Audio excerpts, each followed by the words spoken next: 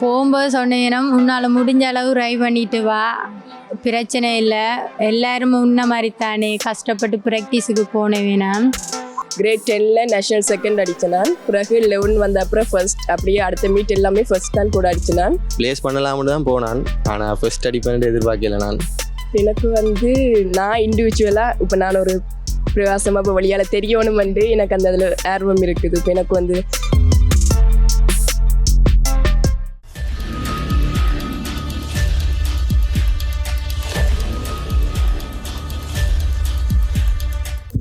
உலக தமிழர்களுக்கு உறவு காலமாக காணப்படும் ஐபிசி உறவுகளுக்கு வணக்கம். மீண்டும் ஒரு நிகழ்ச்சியின் வாயிலாக உங்களை சந்திப்பதில் மகிழ்ச்சி.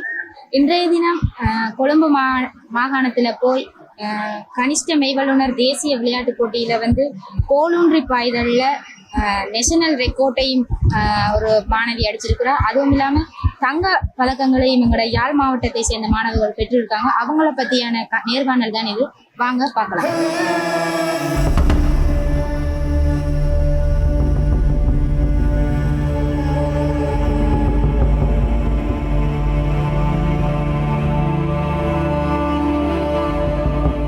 வணக்கம் தம்பி. வணக்கம். எப்படி இருக்கீங்க? Okay, good. எப்படி வீட்டை படிக்க சொல்லித்தானே கரைச்சல் கொடுப்பாங்க, என்னென்ன விளையாட்டு எங்கே அவளுக்கு அப்படி ஒன்றும் இல்லை. நீ எதுலேயும் சாதிக்கியண்டா சரி, அவளுக்கு அவ்வளோதான். நீ சும்மா கஷ்டப்பட்டு கொண்டு இருக்காம உனக்கு பிடிச்சதை செய். அவைகள் அதுதான் அவைகளுக்கு மெயின் ஃபேமிலிக்கு. மற்றபடி படிப்புன்னு தேவை தான், ரெண்டாலும் இன்ட்ரெஸ்ட் இருக்கிறது தானே மெயின் டார்கெட் போகும். அப்போ ஸ்போர்ட்ஸ் என்ன பிடிக்கும்? ஸ்போர்ட்ஸ்னா பிடிக்கும் தானே எல்லாருக்குமே பிடிச்சதுதான். ஓகே, இப்போ அம்மா எக்ஸாம் மார்க்ஸ் எல்லாம் கூட எடுத்து பேசுவேன்னு தான், ரெண்டாலும் சொல்லி சமாளிக்கிறது தானே. இல்லை, இனி அடுத்த முறை எடுக்கலாம் அப்படியே போகுதான். கோலூன்றி பாய்கள்ல நீங்க இப்ப போய் தங்க மெடல் எடுத்திருக்கீங்க. நீங்க போகும்போது உங்களுக்கு எப்படி இருந்ததுங்க? ஓகே, புதுசாக தான் இந்த முறை தான் அந்த கிரவுண்டுக்கு போயிருக்கேன் புதுசா. உங்களுக்கு முதல் அனுபவமே ஒரு வெற்றியை தான் எல்லாத்தான் இருந்துச்சு. கொஞ்சம் பதட்டமாக இருந்தது தான். ப்ளேஸ் பண்ணலாம்னு தான் போனான், ஆனால் ஃபர்ஸ்ட் அடிப்பேன் எதிர்பார்க்கல நான். அடிச்சிட்டேன், சந்தோஷம்தான். அடுத்த முறை ட்ரை பண்ணுவோம் என்ன கூட ஹைட் போகிறதுக்கு.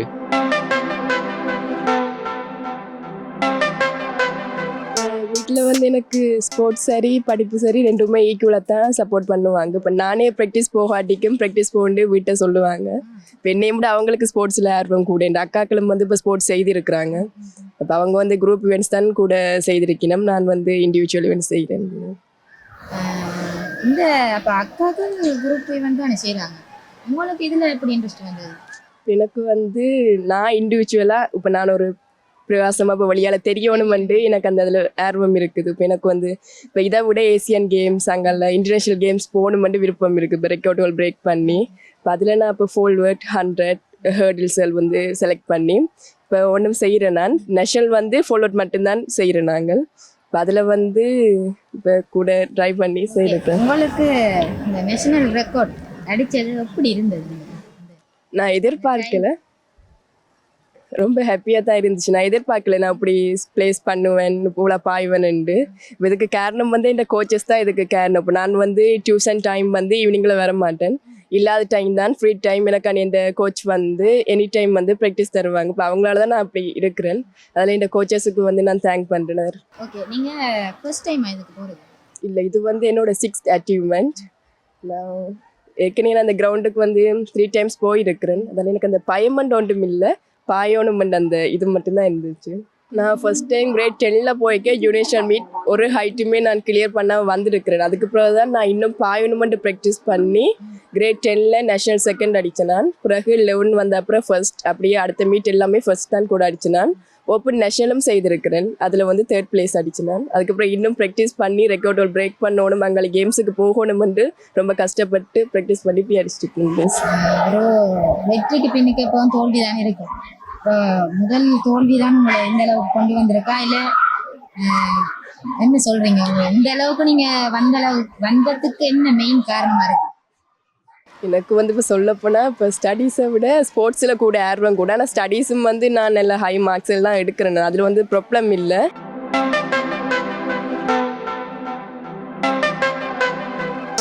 கோலுன்றி பாய்தல் மேல ஆர்வம் எப்படி வந்தது? எனக்கு வந்த காரணம் பிடிக்கும். முதலே கேள்விப்பட்டதில்லை. இப்போ இந்த டிலானி மிஸ்ஸால் தான் நான் ஃபஸ்ட் டைம் கேள்விப்பட்டு இப்போ இந்த மகாயன ஸ்கூலுக்கு போனேன் ப்ராக்டிஸுக்கு.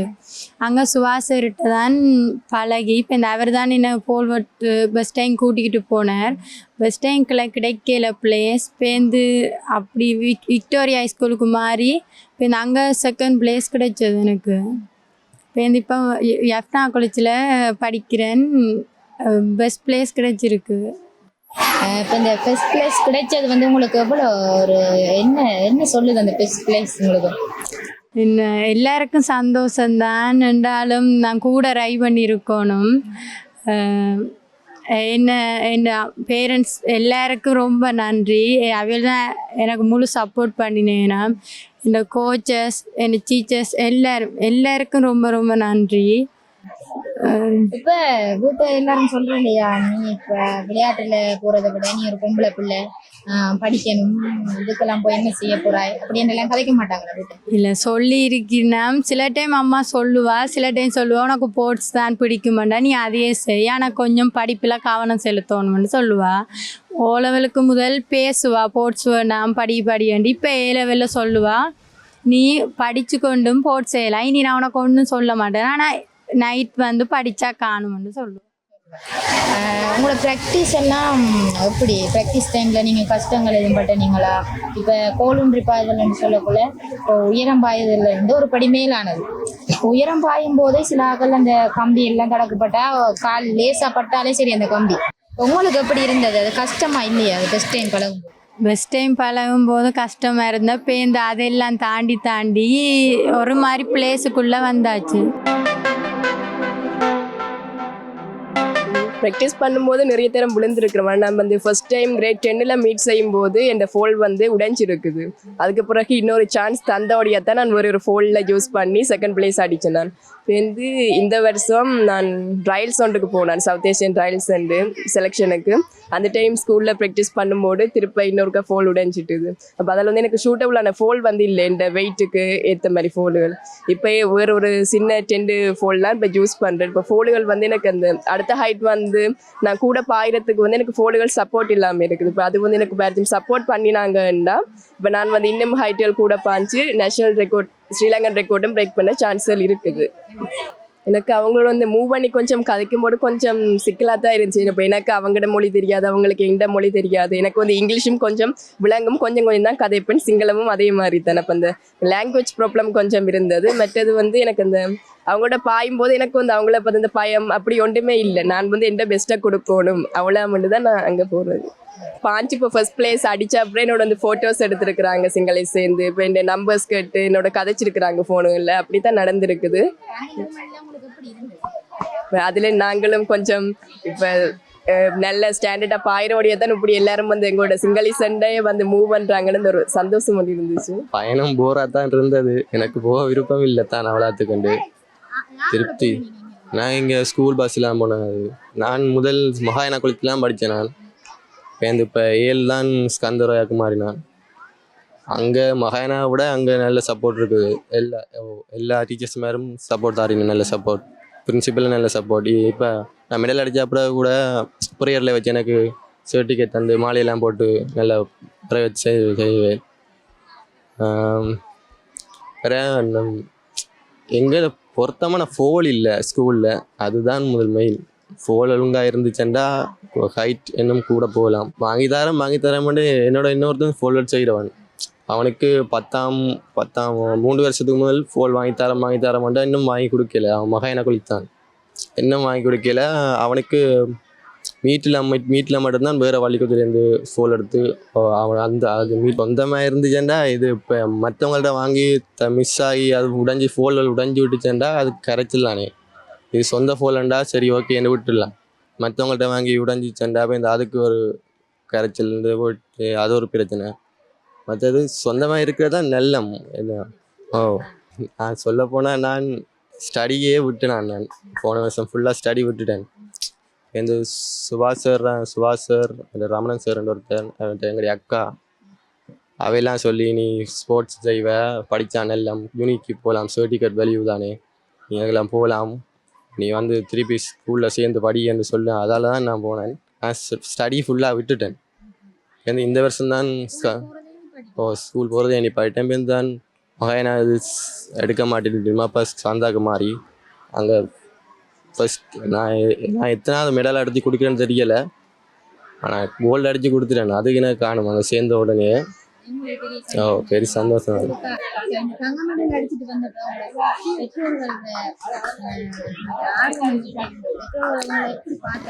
எங்கள் அம்மாவுக்கு ரொம்ப சந்தோஷம்தான். ஏனெண்டா என் சொந்தக்காரர் ஒன்றும் என்னை அவளாத்து கண்டு விருப்பப்படுறதில்லை. நான் விடுகாலி காவாலி மாதிரி தான் தெரியாது இதெல்லாம் சொல்லி கொண்டு அவளுக்காண்டி நான் பாஞ்சு இந்த ஃபோனில் பேப்பர்ஸில் ஃபோட்டோ வந்தெல்லாம் அதுக்கெல்லாம் அங்கே அப்பாலாம் ரொம்ப சந்தோஷப்பட்டார். பேப்பர்லாம் எடுத்து வந்து எல்லாரும் காட்டினார் சொந்தக்காரர்களுக்கு என் படியண்டு. அதெல்லாம் அதை பார்க்கும்போது எனக்கு ரொம்ப சந்தோஷமாக இருந்துச்சு. எல்லாருக்கும் ஆசை என்ன ரெக்கார்ட் வைக்கணும், புது ரெக்கார்ட் வைக்கணும். அதுதான் எல்லாருக்கும் டார்கெட். 11 பேர் பங்கு பெற்றவங்க. அதில் 4 பேர் மீட்டப் ஆகிறவங்க, மற்றவங்க கொஞ்சம் பழகிறவங்க பண்ண நினைக்கிறேன். ஃபைட்டாக தான் போனது. எனக்கு கோல்டு அடிச்சிட்டேன். சந்தோஷம்தான். எங்கள் தெரிந்த வழிகள் எங்கள் தமிழ் படிகள் மட்டும்தான் அப்படி பழகினாங்க. சும்மா அவங்களுக்குள்ள எங்களை பார்த்து சிரிப்பாங்களா, அவங்க என்ன சொல்கிறாங்களோ எங்களுக்கு விளங்காதானே. அதான் மொழி தெரிஞ்சால் தெரியும். அவங்க எங்களுக்கு பார்த்து சிரிப்பாங்க. அப்போ நாங்கள் சும்மா சிரித்து போட்டு விட்டுருவோம்.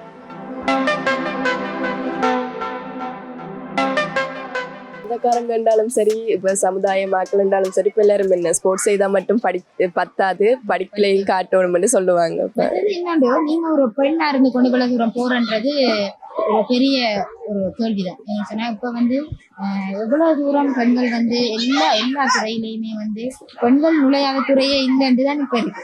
அப்படி இருக்கும்போது ஒரு பெண் முன்னேறி கொண்டு வரும்போது நீ அதுக்கு போக கூடாது, நீ ஒரு பெண் வீட்டத்தான் இருக்கணும், நீ படிக்கணும் அப்படின்ற நிறைய பிரச்சனைகள் இருக்கு. அப்படி இருக்கும்போது உங்களுக்கு எப்படி இருந்தது? இப்போ பெண்ணாக இருந்தாவே ப்ராப்ளம் வரத்தான் செய்யும். இப்போ நிறைய பேர் நிறைய மாதிரி கதைப்பாங்க. இப்போ ஆனால் எங்கிட்ட ஃபேமிலியில் வந்து இப்போ அப்படி ஒரு ப்ராப்ளம் வந்து எனக்கு இருக்கையில் இப்போ எல்லாரும் வந்து நல்ல சப்போர்ட் தான் எனக்கு பண்ணுறாங்க. இப்போ ஸ்போர்ட்ஸ் சரி, படிப்பு சரி, இப்போ என்ன எனக்கு விரும்பின எல்லாமே செய்ய விடுவாங்க. கூட என்ன ஒழுக்கமாக நல்ல பிள்ளையா இருந்தால் ஓகே. இப்போ நீங்க அந்த இதுக்கு போட்டிக்கு போக முதல் அவங்களுக்கு தெரியும் நீங்க அப்படி ஒரு வின் பண்ண போறீங்க, வெற்றி பெற போறீங்கன்னு.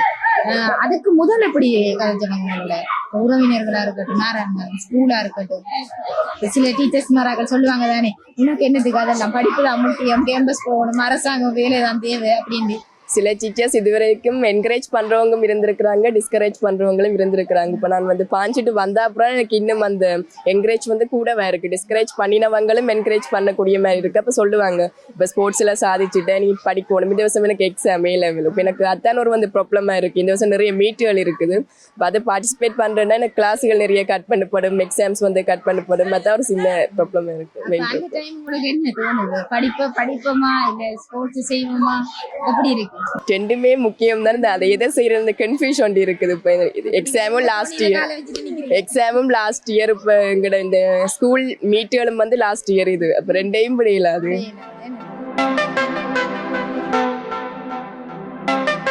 ஸ்கூல் ஓகே, எல்லா சப்போர்ட்டுமே தருவினம், எல்லா வசதியுமே இருக்குது அங்கே. சொல்லப்போனால் என் டீச்சர்ஸும் ஓகே, படியன்னு சொல்லுவினோம், விளையாட்டு செய்யணும்னு சொல்லுவினோம்.